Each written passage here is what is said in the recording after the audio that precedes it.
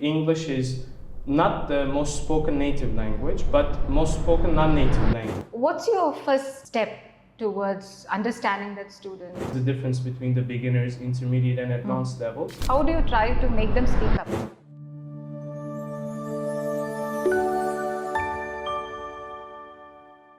Hello everybody. They say learning a language is a skill. But in order to master that particular skill, you need a well-organized plan and also a professional tutor to help you to organize, schedule and complete that particular skill in a perfect way. So today, in my hot seat, I have Mr. Gokberg. He's our English tutor for the past 3 years, working with us in London Education Center. Welcome, Mr. Gokberg. Thank you, Ms. Dhanya. I appreciate it, and it's a pleasure to be around here. How are you? I'm doing well, actually, battling with the summer heat and everything, but everything is all good. I heard you went for vacation last week. Did you fly to Turkey or you were here? So I was in Turkey for the past 10 days. Okay. The schools were off, after the battle with the exams and everything. I thought it would be a good idea to take some vacation, take some off time, and it was particularly amazing. Okay, so coming to our today's topic, what do you think should be an essential planning for a student who's preparing to learn English language? What should be the steps? I believe that the steps should be flexible. Like, definitely it's up to the student's needs and requirements, but if you ask me what the students should know, the first thing they should be aware of is their purpose, I would say. So if they don't know why they are learning the language or why are they willing to take the step, it would be really challenging for them later on to improve their skills. This would be one of the first steps. So they should determine what they want to do with the language, why they are learning this language, and how they can benefit off of the language. This would be the initial step. Second thing is, as you know, we are living in an Arab society, so people don't really get exposed to language a lot. I mean, obviously, I'm an expatriate here, you as well, but people don't really speak the language, right? Yeah. Would you agree with that? I definitely agree, like somewhere around a 60 to 70%. Right. But what I've understood is they know to speak, but they prefer to speak in their own native language first, and then they prefer to speak in English. Definitely, because when you think about the use of English in Qatar too, people usually want to get by, which is really good at, actually. They are doing it really well, and I have no words for that. However, when it comes to the mastery of the language, let's say using it for school, using for academic purposes or the work environment, there might be some struggles. But these struggles can be overcome by exposing themselves more into the language. For instance, it could be anything from watching some movies, watching some TV series, or just immerse themselves into the social media and all the, all the benefits of these things. I believe the second step should be the exposure for them. Okay. My next question is, when a student comes to you in LEC, what's your first step towards understanding that student, and how would you approach that particular session? In my opinion, the first thing that any tutor, by the way, it is regardless of the LEC context or me as a tutor, they should know their students first. This is one of the most crucial steps that they can take into getting to know them better and how to proceed with their, let's say, the path of education. Because sometimes, as a tutor yourself, you know that we can have pop-up inquiries, we have to juggle through a lot of stuff and everything, but in between all these things, knowing your student well is the first step. So, well, my approach is that I try to get to know them first. First of all, like, what's your name? Very simple things, right? What do you do if they're not trying to speak to you in English? Like, they just sit there idle without speaking anything. So how do you try to make them speak up? The approach is that, being an expatriate is an advantage for this one. So we can use some background information that we have. This could be very effective, actually. And the second thing is, we can talk about the current events. That's what I go with usually. Now, for instance, there's the World Cup. everybody talks about it. And you know, people here love the football and love the sport. Yeah. So it would be a good step into talking to students. Actually, 2 days ago, I had a newcomer here, and he was a little bit shy, you know, while talking, and he was just, you know, one-word answers, and he's not willing to talk, right? But when you open up the context from the World Cup and everything, just everything eases up. So you can have the conversation through. So I believe as a tutor and as LEC, what we do best is to build some connections with the students first, then after that the teaching comes. Okay. Do you think there should be a different plan for a student who comes for a beginner level and a student who comes for a middle? What you call the middle one? So we can separate the levels as like beginners. There is pre-intermediate, intermediate, and advanced levels. Like they also come asking about A1, A2. Yes. So what's the same? Yes. So usually A1 and A2 categories, like in an overall context, that falls under to beginner level, and B1 level usually is considered around the pre-intermediate. B2 levels are considered as the intermediate, and B2 and above, actually C1 and C2 are considered the advanced levels. So what's your plan of strategy for beginner and then an advanced level? First of all, we have some objectives in each level, and usually what we follow is the CEFR levels. So CEFR levels are the levels that the European Language Framework follows. This is one of the first steps that we take. So when students come in here, we usually test them first, and to understand their level and how we can proceed with the If I may ask, what sort of test, like writing? So you would ask them to speak? Yeah, that's a good point too, because if they're coming here for like English for general purposes, they have to be tested in all skills. There are 4 major skills in English, and we actually prepare some examinations for those favors, let's say.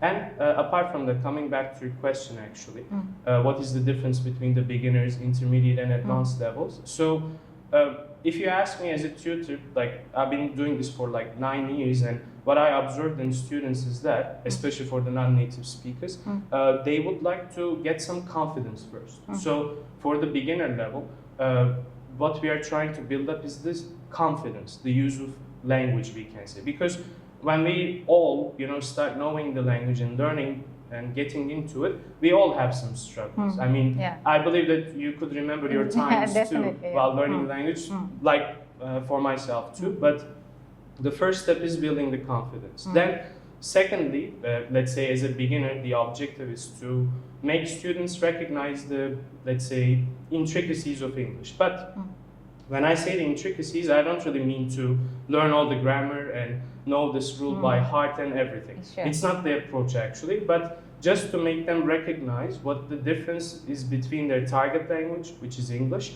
and their own native language. So this would be a good approach for them. This is one thing to say. And the second thing is, for most of the intermediate students, I would say that the challenge is to find the nuance, because if they are around the intermediate levels or pre-intermediate levels, they have to know the nuances, which means that they have to nail the pronunciation well. I'm not talking about the accent, obviously, but the pronunciation. The second thing is they have to know the complex structures of English. So what we do here is that we try to implement real-world context, especially in the speaking favor, and they can feel more confident and more, let's say, proficient in using the language. Okay. So what are the common mistakes you find in students when you teach them? Like, you know, if you want them to speak something about the past, and they would come in the present, and they would be adding ing here and there. So like this, what are common mistakes you find? Like if I would ask you to just number in 5, like any 5 common mistakes that the student... I mean, I can name a lot of mistakes here, but it's not about the language. It's about the misconception of knowing or learning the language. So as I mentioned, for the beginner level, you know, we are trying to build up confidence, right? So naturally, students, when they learn and get that confidence, they make mistakes. We can tolerate these things. But the main issue and the main mistake that students make is not about learning the language, actually. Like, it's not about the grammar rules or the vocabulary rules. Oh, I mispronounced this word. made a mistake here. Oh, yeah. It's not all these things, in my opinion, but it is their dependency to their native language, I would say. So Okay. this is one of the major considerations and a mistake that most of the students make. Let's say, imagine yourself as a beginner of the language. Obviously, you already have the native language, right? Yeah. You feel confident, you can speak, you can express yourself Yeah, well, yeah, and yeah. you are actually stepping into a new realm, right? That's the comfort zone. Exactly, Yeah. exactly. So, actually taking students out of that comfort zone takes a big deal of time, I would Yeah. say. This is one of the mistakes, actually, with over-dependency on their native language is one of the mistakes that students make. But apart from that, obviously, depending on their native language, let's say if you're an Arabic speaker, how you conjugate the verbs, such as you talked about the ing mistakes or using the verbs in the past, it's completely different in English, right? So you have to get used to it. This is one of the things. Like, and for my native language to Turkish, like we have a completely different system from English. Let's say English is a subject, verb, object language, but Turkish is subject, object, verb language. So until, As in? yeah, Like, let's say if I want to say I went to work today, I should say went to. where? In In Turkish? Turkish, yeah. So the first thing is you have to get used to this sentence system. Okay. And the second thing is, let's say, what throws many people off is that, especially from Turkish to English, is that we don't have the same letters. Okay. So a Turkish speaker cannot pronounce wa as easy as an English speaker or the other languages, let's say. So these are the intricacies, I would say. But all these things can be overcome when the over-dependency is actually gotten rid of. That's what I can say. Because we all have the tools like the ChatGPT. As a Of teacher, course. I don't want to talk Yeah. about it a lot, but everybody knows this already. We have the ChatGPT and we have the Gemini, we have all the AI tools, we have the web access, so anybody can literally get to anything what they want. But the But problem... they don't help you to learn, right? The ChatGPT, that's another they point. just phrase the sentence and you just use that. Yeah, that's another point that I wanted to mention. But first of all, I believe ChatGPT or any other AI tool can be very helpful for students. Yeah. I mean, I know it's not very, let's say... It's not like academically correct. Let's say. But here's the idea too. When I first started learning English too, what happened was I didn't have internet access. So we didn't have YouTube. We didn't have all these tools and everything, right? But I'm not saying that this is the method, or students should, go with the books only. They shouldn't use internet. However, what made me, let's say, learn the language was the introduction of YouTube, for example. It was around like 2005, 2006. Then when it came into my life, everything changed actually. And even, I turned my passion into a profession afterwards. So I benefited from that a lot, which means, but at that time, all the teachers were talking about, don't use the internet a lot, don't, abuse it, just use it for fun and everything. But there is the idea about the AI too. So I know it's a controversial topic, and most of the people, feel guilty in using AI and everything. But I believe if you know how to use it, it would be the best thing for you, because imagine a context where you cannot have speaking practice. Simply, AI can, provide you this thing too. Let's say if you want to self-practice some of the things, you can just go to an AI and just ask whatever you want, and you can have a decent conversation with the AI. But the mistake here is that the first thing, again, coming back to your question, the over-dependency on their native language and these tools, right, would actually be very detrimental in their learning, I would say.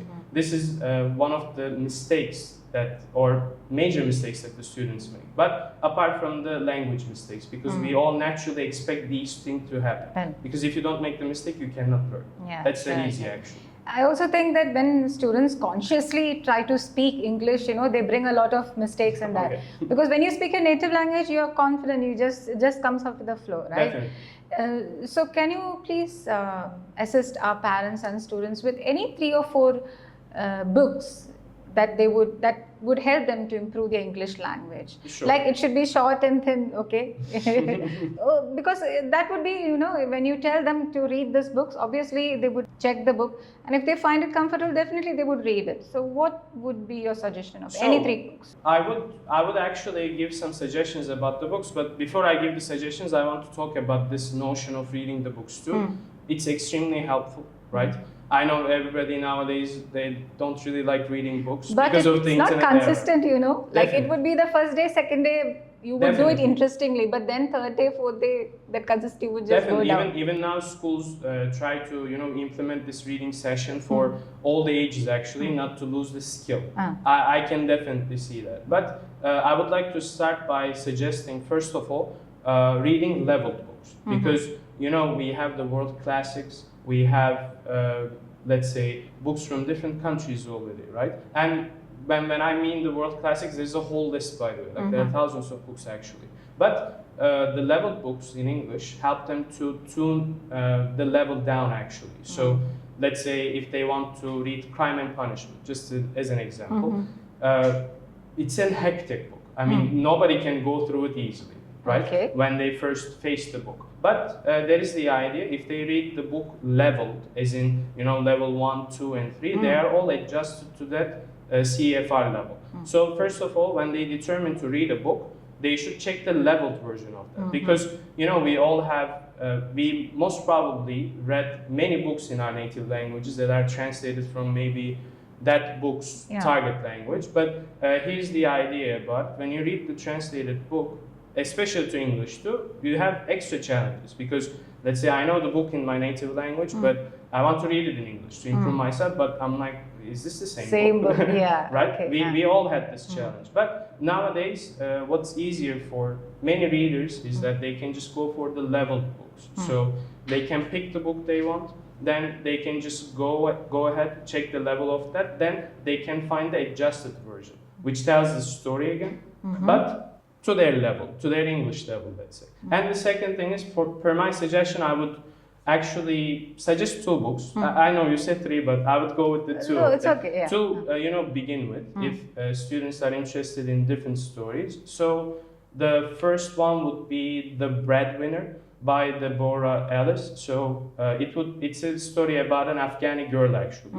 It's a good book, so it's a moving story, let's say. So I believe that students would definitely enjoy it. And second thing is, even now, I know that most of the schools suggest this book too here in Qatar too, which is Animal Farm by George Orwell. So it's a great book, especially if they want to get some extra opinions about things and at the same time they want to have some experience in English too. It's a good way to begin with. So they, after that, they can challenge themselves to read the original copies, and they can see Hopefully. exactly how far they have gone. Okay. What do you think is the importance of English right now, worldwide spectrum? Like from a country where I come, like from India, you know, if you speak publicly in English, right, the respect that people have for you would just go up, right? So what do you think is the importance of this language? Like if you speak in English, you know English, how come you would be like, what's the approach to you and to the whole worldwide, like knowing English? There is this thing right now, like English is not the most spoken native language, but most spoken non-native language. This is one of the statistics, and almost around 3 billion people speak this language in a world where there are like 8 billion people. I don't know the number. Which is almost a half of the world, I would say. But obviously everybody is in a different proficiency. We are not judging those. But apart from this thing too, there is another term I would like to bring up, which is called the lingua franca, which means the language that the world speaks, or the world's language. So English has this status right now. So you believe English is the world's language? Definitely, 100%. I believe that, you know, denying this fact would be, would not be all right. Okay. This is one of the first things. So if there is a standard called the lingua franca, it means that people should go down to this, like whatever profession you do, whatever you study and whatsoever. Because there is the idea all paths will lead to English after some time. Oh, okay. Right? Because Fine. there is the idea, let's say I'm an engineer, I have a profession already, and I want to expand in my career. Even in a country like Turkey, even if English is not a must, is not a necessity, people go for the language education because they think that they can expand their career in Turkey, in a country where English is not very spoken very well. Right? That's the honest truth. Okay. And the second thing is, apart from the professions too, for the students' sake, let's say for the secondary students and everything, it gives you opportunities simply. I mean, you might want to stay in your country and do something here, and you might think that, I don't really need English, what am I going to do with it? And I don't need to master this language and everything, but believe me, everything changes. So in Qatar, I believe once you're out of your country. Oh yeah, of course. Yeah. Apart from being out of the country too, first of all, it allows you to travel freely. Like this is one of the benefits that I saw for myself too. I myself been to around like 16 countries already. So I mean, English was the medium. Oh, yeah. Apart from anything else, like body language and everything, English was the medium. So it sets you free somehow because you can communicate with people easily. You get scammed less, if you can speak the language well too. That's one of the tips I would say too. But jokes aside, apart from the traveling and the personal hobbies too, it gives you options. I mean, if you have a good command in the language, then it means that you can expand your career, you can expand your studies, and simply you can expand your life. Okay. Thank you, Mr. Gokberg, for giving us this wonderful insight on learning this particular language. Thank you, parents, students, and our viewers. We would definitely be coming up with another useful and educational podcast. Thank you. Thank you for having me too. It was a pleasure. Thank you, sir.